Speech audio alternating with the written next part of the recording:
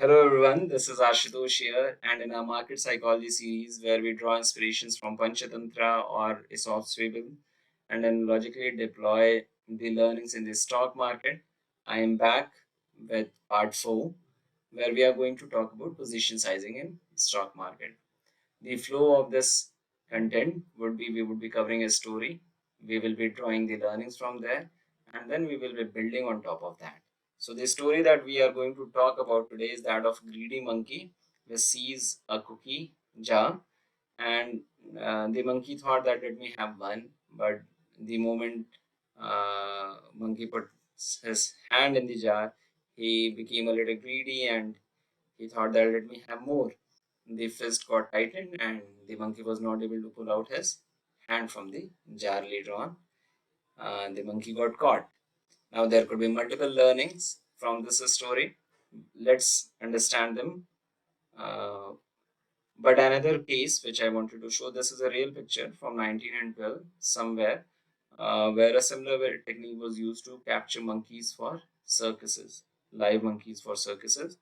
And these are some funnier pictures where you can see monkey's hand getting stuck in coconut kernels. Now, there could be multiple learnings, but the two key ones are avoiding the sunk cost fallacy. The monkey's reluctance to release the nuts due to the effort already invested mirrors the sunk cost fallacy. The amount of money or the energy that the monkey had invested in getting the cookie was a sunk cost, and that is where the monkey got stuck in that fallacy. And the second was the uh, lack of proper decision making. So the monkey was refusing to leave despite the obvious danger, and it was because of the stubbornness or the lack of the prudent decision making on part of monkey that it chose not to leave the cookies in the jar and pull out his hand. But the greedy nature was somehow complemented by the stubbornness or the lack of prudent decision making on part of the monkey, and it remained stuck there. Now, how do we deploy this in the stock market, or the learnings from here from this in the stock market, especially in context of the position sizing? That is what we are going to cover next. Let me ask a question to all of you. How many of us have lost our capital almost completely in few trades only? If we have witnessed the scenario, can we write it in comment? It would be great if you could be more specific about that. Now, this happens because we have to understand this concept of randomness which happens in the market, and why it is very important for us to manage randomness. No denying the fact, or rather we have to constantly subconscious mind we have to constantly give input to our subconscious mind that there are no guarantees in trading over any time period, and losses are certain to happen, and there is this potential for outsized losses and bad surprises. They are bound to happen. How do you protect yourself from the damage of those losses while maximizing the potential gain from winning trades?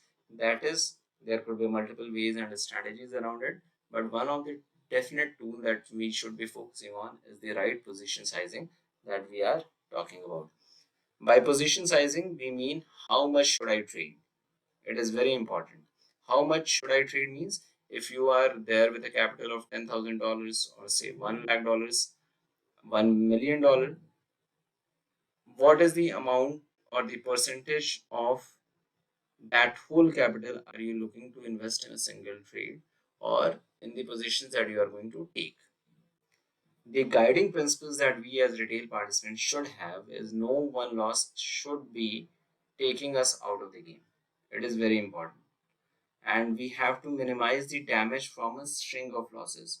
One loss, in the first line we talked about, and the second is there should be a complete focus in avoiding a string of losses, because we talked about that there are no guarantees in trading over any time period. There could be consistent losses, And then we have to always keep on giving this input to our subconscious mind, that we have to drive towards consistency in the bottom line. Very, very important.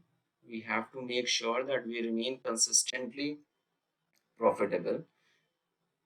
Few losses here and there should not be taking away from that razor sharp focus towards achieving a positive bottom line. There is this very interesting concept of equal risk. True equal risk is only possible with a defined stop loss for each trade. We have to define a stop loss for every trade or every position that we are taking in the market. It is very, very important. If we are not deciding it, had the monkey decided that I have to take only two cookie, he might would have been able to pull out his hand from the jar. We have to define losses for each trade in the market that we are going to take. Reasonable window two is to 2% to 4%. Anything over 5% could be very aggressive. Why I'm saying it is because of this table of drawdowns. Say if you lose 5% of your initial capital, the percentage gain to recover that losses would be 5.3%. 10%, 11%. If you lose anywhere between 30% of your capital, you will have to focus on 42.9%. Losing 90%, you will have to gain 1000% more on the capital which is left with you. 70% if you lose from your initial capital, you will have to earn 233% more than the cap on the capital that is left with you. Hence, it is very important. What has been written here is very important, that we have to choose that the amount of stop loss or the risk per trade that we are going to take. It is very important. The moment the drawdown on your initial capital increases beyond a reasonable limit, 5% or 10%, the percentage gain to recover that loss is very high. For a retail participant, it is very important to understand that we should not be risking or trading anything which is beyond our reasonable levels. Some takeaways for us is we should be avoiding overcommitment or undercommitment. If something fits into our trading system completely, even in that case also we should not be undercommitting. That is also an important piece to think about and execute, which we will be talking in subsequent videos. But primarily we have to be 100% cognizant of the fact that the market is filled with risk, and we have to balance our greed and risk effectively. And hence, the need for overcommitment, avoiding the overcommitment, is something that we should be definitely looking into. There could be multiple other learnings, but more or less, this is what we wanted to talk. We keep these content very simple, very easy to understand, and not long enough so that the interest level goes away. All is needed for a retail participant is to understand that if a loss is happening, all we need is to let it go. But let it go as soon as possible with proper stop loss defined. So, friends, this is what I wanted to cover in today's content. I hope I have been able to add some value to your thought process. I'll be continuing further into our market psychology series. But thank you for watching this. Keep learning, keep growing. Please keep on submitting your feedbacks around this so that the content could be improved further. Thank you so much. Thank you.